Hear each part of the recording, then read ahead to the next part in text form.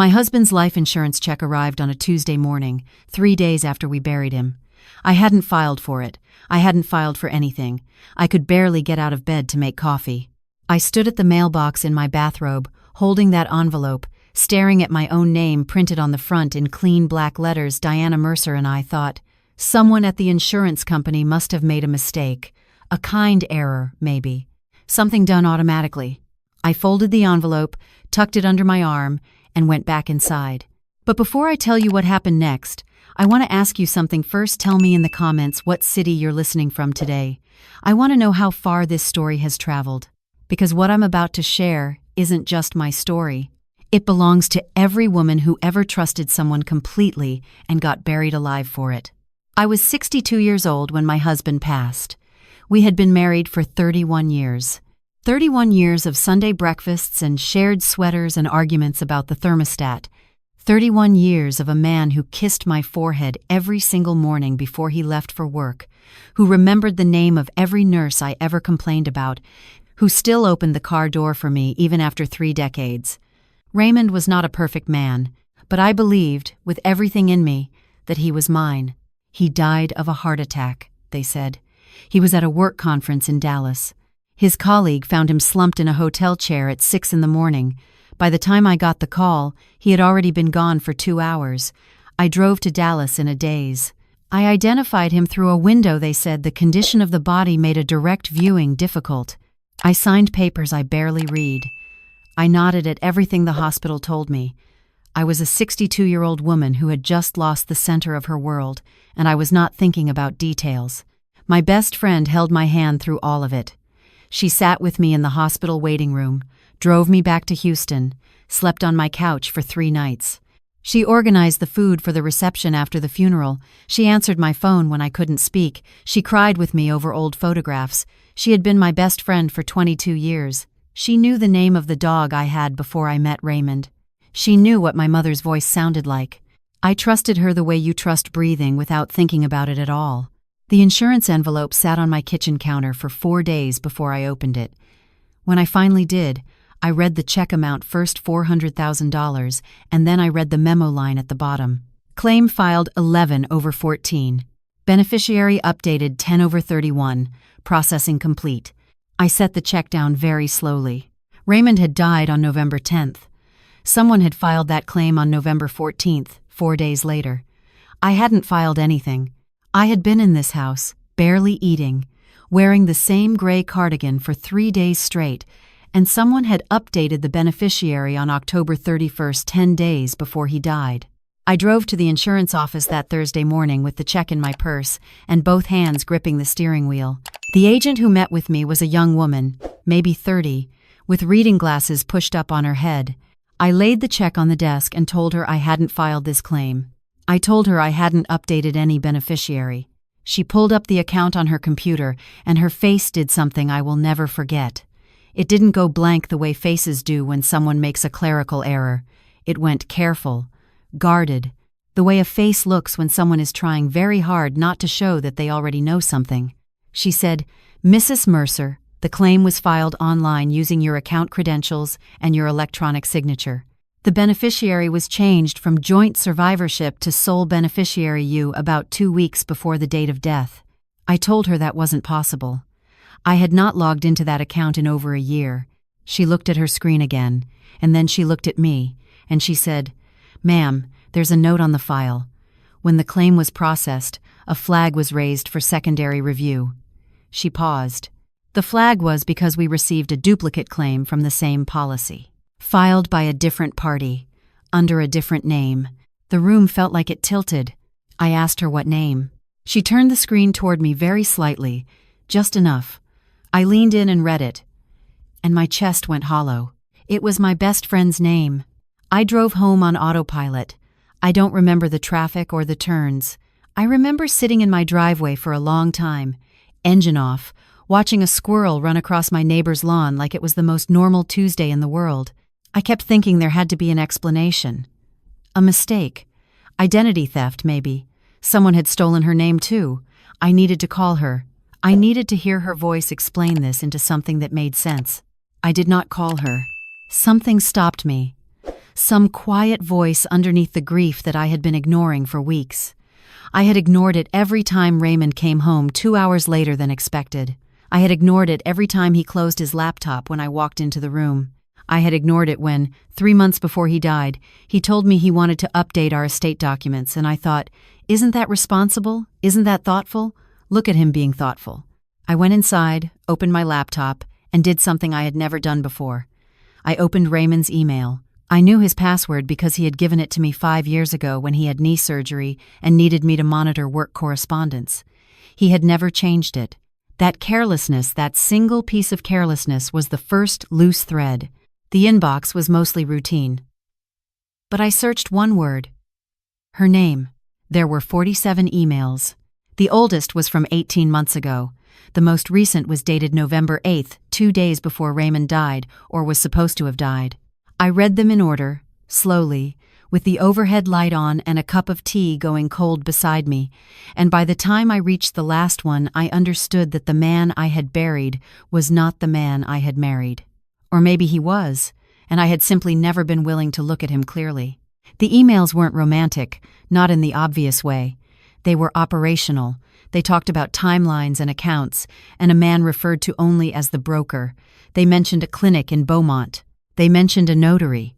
They talked about me, about Diana, in the third person, in calm, practical sentences, as if I were a complication in a project rather than a human being who loved them both. One email, from October, said simply, "She won't ask questions.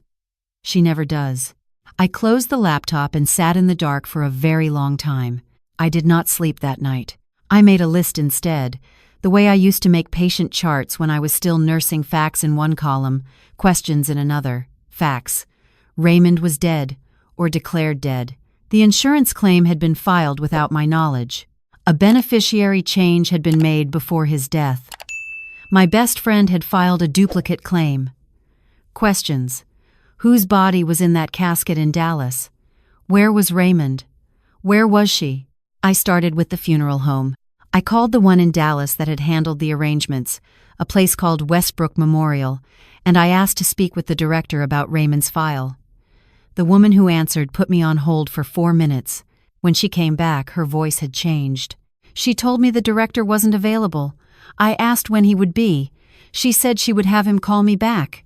He never did. I drove to Dallas the next morning. The funeral home was on a quiet commercial street, beige brick and a small parking lot. The director was a man in his 50s with a careful handshake and the kind of smile that doesn't reach the eyes. I introduced myself as Raymond Mercer's wife and asked to see the records from his service. He hesitated. I told him I was dealing with the estate and needed documentation for the attorney. He pulled out a folder. I reviewed everything. The death certificate, the transport authorization, the cremation order. Cremation. I looked up. I said, "I requested a burial. There is a grave in Houston with my husband's name on it." He said, "Mrs. Mercer, you signed a cremation authorization. The remains in the urn at the service were..." I said, "Show me my signature." He turned the paper toward me. I looked at it for a long time. It had my name. It was not my handwriting. I have been a nurse for 30 years. I have signed thousands of documents.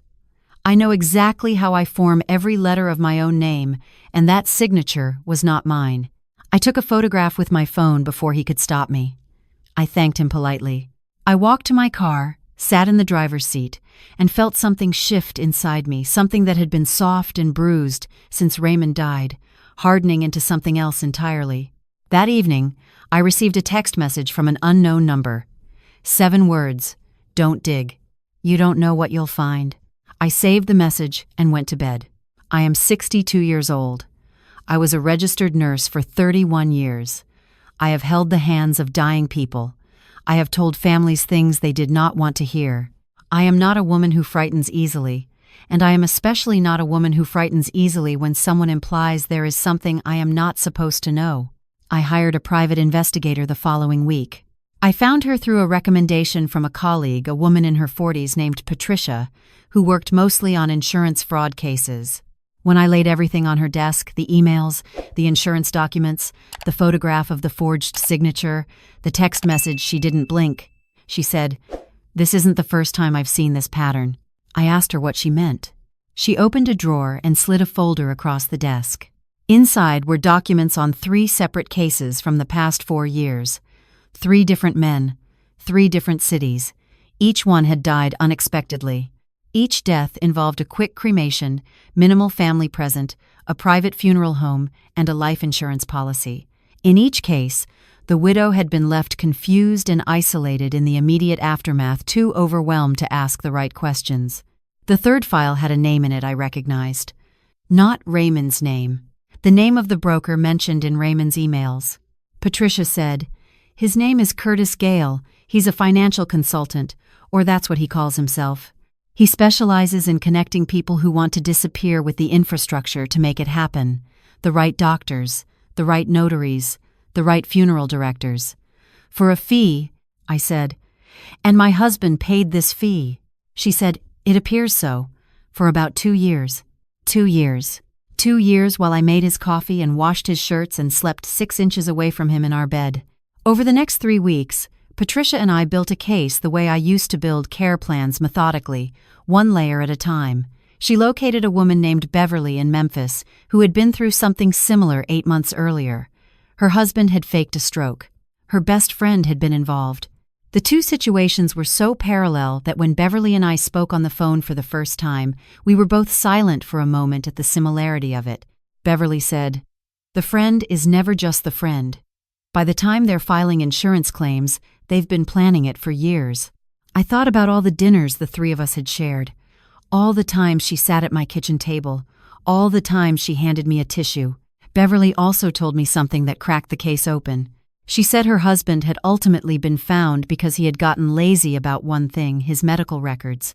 He needed ongoing prescriptions for a blood pressure condition, and he had used a variation of his real name at a clinic under his new identity. A careful person would have established entirely new records. Raymond had a heart condition. He took medication every day. He would need to fill that prescription somewhere. Patricia started tracking pharmacy records. It took 11 days. He was in Savannah, Georgia. He had been there since November. He was using the name Robert Dean. He had rented a furnished apartment near the waterfront. He drove a silver sedan, registered under a shell company, and she was with him. I did not go to Savannah. I did not confront them. Every cell in my body wanted to drive there and stand in front of him and ask him to look me in the eyes. But Patricia told me something that I have repeated to myself many times since. The moment they know, they run. We needed them in place long enough for law enforcement to move.